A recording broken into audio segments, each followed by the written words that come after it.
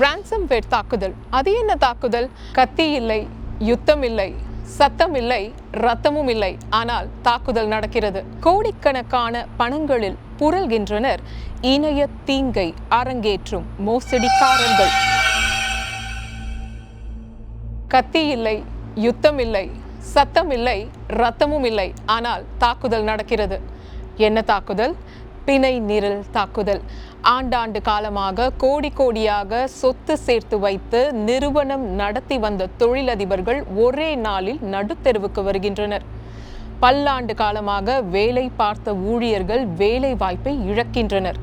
சத்தமே இல்லாமல் உலகில் எங்கோ ஓர் மூலையில் இருந்து ஒரே ஒரு கடவுச்சொல் மூலமாக மொத்த இணைய கட்டமைப்பையும் சீரழிக்கும் இணைய குற்றம் விரிவாக ஆராய்கிறது தமிழ் முரசின் கருத்துக்களம். இது முரசுக்களம் 2025.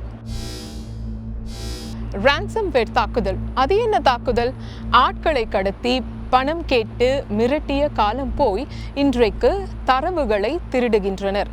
மாத்திரமல்ல, மொத்த நிறுவனத்தையும் செயல்படாதவாறு முடக்கிவிட்டு கோடிக்கணக்கான பணங்களில் புரள்கின்றனர் இணைய தீங்கை அரங்கேற்றும் மோசடிக்காரர்கள்.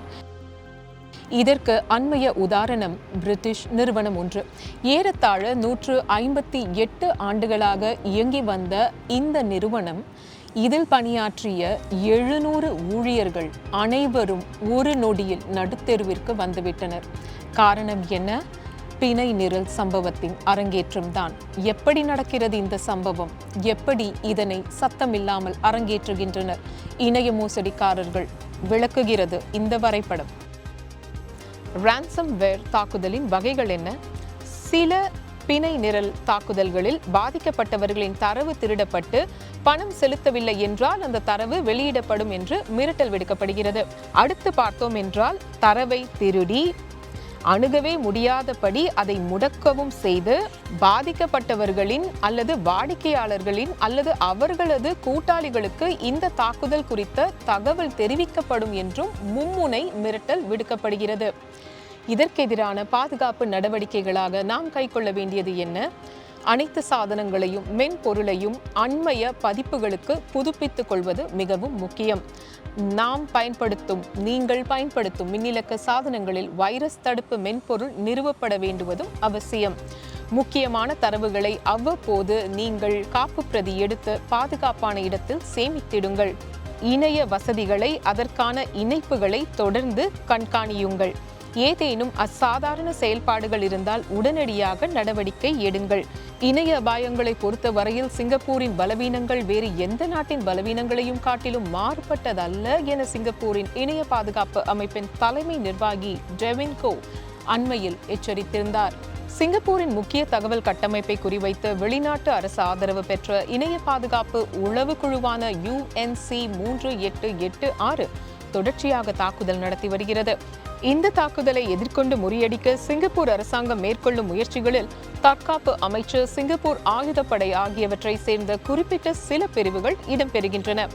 இந்த தகவலை ஜூலை 19 சிங்கப்பூரின் தற்காப்பு அமைச்சர் சாங் சுன் சிங் வெளியிட்டிருந்தார் என்பதும் குறிப்பிடத்தக்கது. பல ஆண்டு காலமாக பாதுகாத்து வரும் முக்கிய தகவல்களை திருடி வைத்துக் கொண்டு அதை வெளியிடாமல் இருக்க வேண்டும் என்றால், அல்லது அதை மீண்டும் உரியவர்களுக்கே ஒப்படைக்க வேண்டும் என்றால் பில்லியன் கணக்கில் பணம் தர வேண்டும் என்று மிரட்டும் இந்த அச்சுறுத்தல் எப்போது முடிவுக்கு வரும் என்று காத்துக் கொண்டிருக்கிறது உலகம். ஆனால் யதார்த்தத்தில் பார்த்தோம் என்றால், ஒரு தீங்கு வருவதற்கு முன்பதாகவே அதை குறித்து எச்சரிக்கையுடன் நடந்து கொள்வது நல்லது என்ற கருத்தே தற்போது மேலோங்கி இருக்கிறது.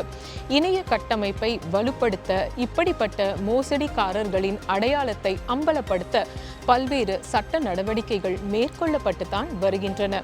ஆனாலும் இணைய பாதுகாப்பு அதிகாரிகளை விட மோசடி செய்வோர் மிகவும் அதிக அளவில் உள்ளனர் என்பதுதான் வருத்தத்திற்குரிய விஷயம். இப்படிப்பட்ட சூழலில் நம்மை நாம் பாதுகாத்துக் கொள்ள, நம் நிறுவனங்கள் மோசடிக்காரர்களுக்கு இலக்காகாமல் இருக்க, எங்கு நோக்கினும் மின்னிலக்கமே மயமான இந்த உலகில் மெய் நிகர் உலகில் இருந்து மெய்யான மனிதர்களை பாதுகாக்க என்ன செய்ய வேண்டும்? யோசித்தபடி கடந்து செல்வோம். மீண்டும் முரசு களத்தில் உங்களை சந்திப்போம். நன்றி, வணக்கம்.